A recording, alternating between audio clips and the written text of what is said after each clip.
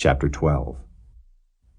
And the Lord sent Nathan unto David, and he came unto him, and said unto him, There were 2 men in one city, the one rich, and the other poor. The rich man had exceeding many flocks and herds, but the poor man had nothing, save one little ewe lamb, which he had bought and nourished up. And it grew up together with him and with his children.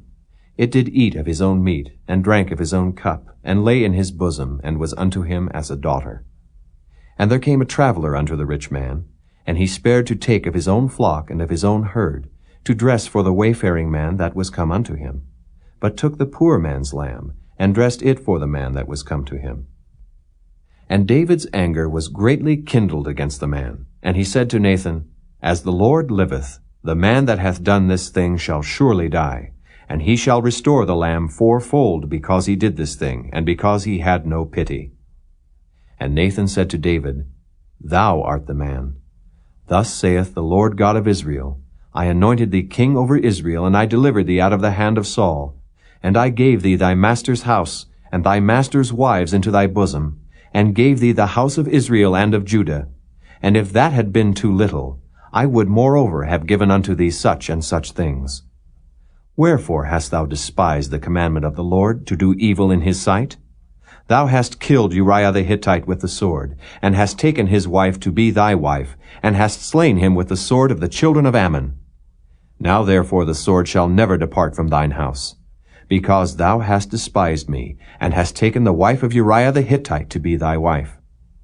Thus saith the Lord, Behold, I will raise up evil against thee out of thine own house, and I will take thy wives before thine eyes, and give them unto thy neighbor, and he shall lie with thy wives in the sight of this sun. For thou didst it secretly, but I will do this thing before all Israel and before the sun. And David said unto Nathan, I have sinned against the Lord. And Nathan said unto David, The Lord also hath put away thy sin. Thou shalt not die. Howbeit, because by this deed thou hast given great occasion to the enemies of the Lord to blaspheme, the child also that is born unto thee shall surely die. And Nathan departed unto his house. And the Lord struck the child that Uriah's wife bare unto David, and it was very sick. David therefore besought God for the child. And David fasted, and went in, and lay all night upon the earth. And the elders of his house arose, and went to him, to raise him up from the earth. But he would not, neither did he eat bread with them. And it came to pass on the 7th day that the child died. And the servants of David feared to tell him that the child was dead, for they said, Behold, while the child was yet alive, we spake unto him, and he would not hearken unto our voice. How will he then vex himself, if we tell him that the child is dead? But when David saw that his servants whispered, David perceived that the child was dead. Therefore David said unto his servants, Is the child dead? And they said, He is dead. Then David arose from the earth, and washed, and anointed himself, and changed his apparel, and came into the house of the Lord, and worshipped. Then he came to his own house, and when he required, they set bread before him, and he did eat. Then said his servants unto him, What thing is this that thou hast done? Thou didst fast and weep for the child while it was alive. But when the child was dead, thou didst rise and eat bread. And he said, While the child was yet alive, I fasted and wept. For I said, Who can tell whether God will be gracious to me, that the child may live? But now he is dead, wherefore should I fast? Can I bring him back again? I shall go to him, but he shall not return to me.